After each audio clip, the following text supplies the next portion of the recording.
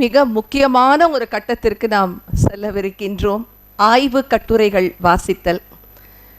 முதலாவது ஆய்வு கட்டுரையை, அது ஒரு ஆங்கில கட்டுரை, வாசிக்க வருமாறு ஆங்கில துறையின் பேராசிரியர் முனைவர் ஹென்றி கிஷோர் அவர்களை அன்போடு அழைக்கின்றோம். 18 ஆண்டுகள் அனுபவம் வாய்ந்தவர். From the sound of silence to the sparks in the petal.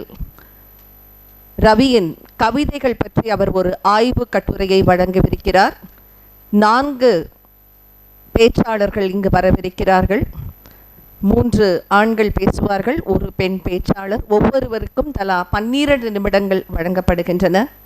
Thiru Henry Kishore அவர்களை அன்போடு அழைக்கின்றோம். From the sound of silence to the sparks in the petal. Respected dignitaries on the dais and off the dais, and my dear students, without much ado, I would like to begin my little critical appreciation of our hero of today, Vanavil K. Ravi sir.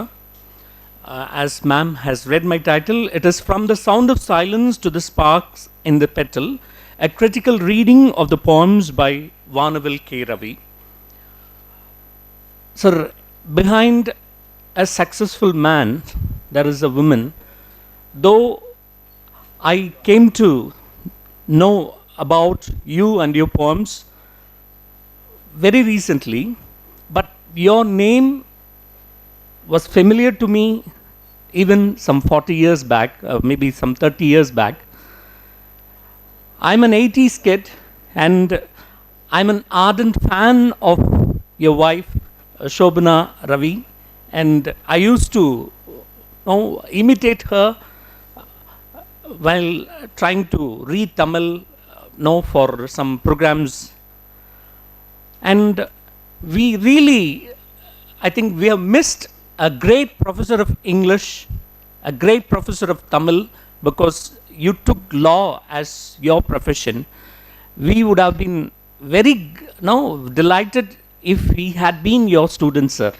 The way you explain and the way you cherish and taste literature and you bring that out is amazing, sir. Now let me go to the reading of my paper. I quote, "Don't gauge my age with years I spent, measure it with the books I read," says the protagonist and the hero of our today's event, Vanavil K. Ravi, the poet whom we celebrate now in his poem, A Timeless Game in Time, from his poetic collection, The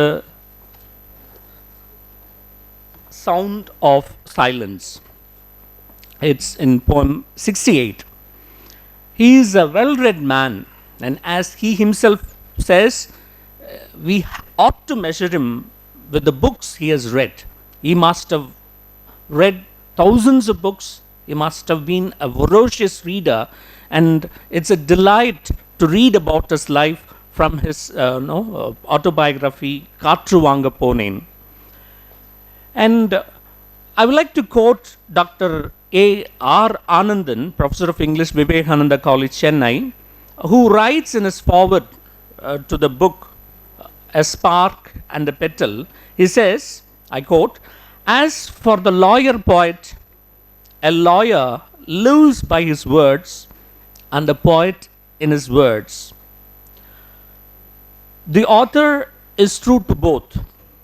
Yes, our poet, Vanavil K. Ravi, is surely a man of letters who lives by his dictum, clearly expressed in his poem, The Truth, wherein he sings, 'The truth, naked truth, that alone will win.' The great definition of what poetry is by eminent poets William Wordsworth and John Keats characterizes the poems of Vanavil K. Ravi. Wordsworth, in his preface to Lyrical Ballads, says, For all good poetry is the spontaneous overflow of powerful feelings." And John Keats, in his letter to John Taylor, written from Hampstead on 27th February 1818, says that if poetry comes not as naturally as leaves to a tree, it had better not come at all.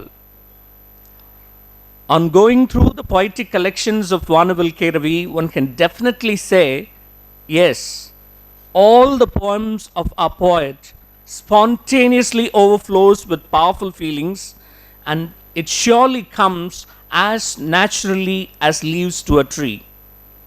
Our poet, as we have seen already, is an ardent and greatest admirer of Tamil revolutionary poet Bharati. And he celebrates Bharati annually by dedicating a week-long celebration in his honor. And he lectures on his greatness frequently. In one of his lectures, Vanavil Ravisa has said that the greatness of Bharati lies in the fact that he is a poet of great variety. Okay, wherein one could categorize the poems of Bharati into patriotic songs, spiritual songs, songs on social awareness, songs of Tamil heritage, etc. No other poet before Bharati could be categorized like that. And I would say that even our poet Ravi is also a poet whose poems can be categorized into various themes. The poems of Vanavil K. Ravi evoke the memories of youth and love, and as he himself says in his collection, it's a random collection of poems that he posted in the Facebook, and verses written long ago and in the recent past. So all the poems, they come with specific tones because he is a musician. And he has composed music for the film he has produced. I think it is Parism, sir. And all the poems which he has written, it is not prosaic, it is musical. And many of his poems are recited and recorded, and you can definitely fly with the author if you read it with that sense. And many of his poems are in the YouTube channel, and you can just type in and you can listen to it. And our poet Vanavil K. Ravi is also a romantic and nature poet in the likes of Wordsworth, Keats, Shelley, and Byron, whose works he has devoured in his school and college days. You just go through this memoir of Sir, wherein he talks about his beautiful school days and college days, and how on the first day when he wrote something in Tamil, he was punished by his teacher, and that he took it as a challenge, and he mastered Tamil, and he wrote a beautiful epic on Samrat Asokas, and he presented it to the teacher. The teacher who chided him for writing poorly in Tamil was able to praise him for the wonderful epic he had written.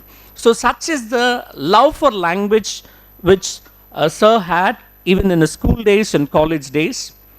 And coming to his romantic and nature loving, in his poem The Morning Dews, he writes, "The morning dews gently land on roses, my darling muse spread her wings." The scenic nature spreads his wings of poesy. And as he speaks fondly of his frequent trips to Kodaikanal and Elagiri Hills with his family and friends in his memoir, one can easily surmise the way in which nature drew him to its fold and make him sing of its beauties. So he talks about his frequent trips to the places where he can cherish nature, and I think he went there to be inspired and to sing of its beauties. And in another poem entitled The Majestic Lute, he sings, "The fall of leaves, the flow of river, the touch of breeze makes me shiver." So nature is a great force that inspires him to write. And most of Poet Ravi's songs are intensely personal, and people talking without speaking, people hearing without listening, people writing songs that voices never shared, so no one dared to disturb the sound of silence. He writes from the point of view of an observer who sees what is going on, and he does not blame the way things are. What one can find to be the most striking part of his poem is the fact that rather than pointing out an outside force, he places the blame squarely on our shoulders. his poems are very intelligent and poetic. He uses various imageries to show how people's ignorance and apathy destroys their ability to communicate even on simple levels. Some of his poems bring out the theme of man's inability to communicate. His poetic words tell us that when meaningful communication fails, the only sound is silence. And he is a loner in the world of thoughts and expresses his craving to be alone and to sing. In his poems, he expresses this subtly. In his poems entitled A Billion Stars Around Me, he sings, I quote, "A billion stars around me to sing a silent tune, yet I feel lonely like the yellow moon."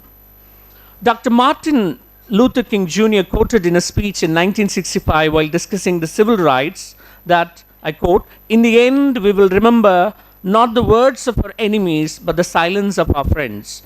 So the silence inspires him, and this is the sound of silence expressed by our poet Ravi. His poems are remarkably, Franz Kafka's-like, so it's Kafka's. And in his poems, remarkable and strange things happen, but they do not alarm the readers. It reads remarkably like a dream sequence. He is highly philosophical sometimes. Sir's poems are highly philosophical.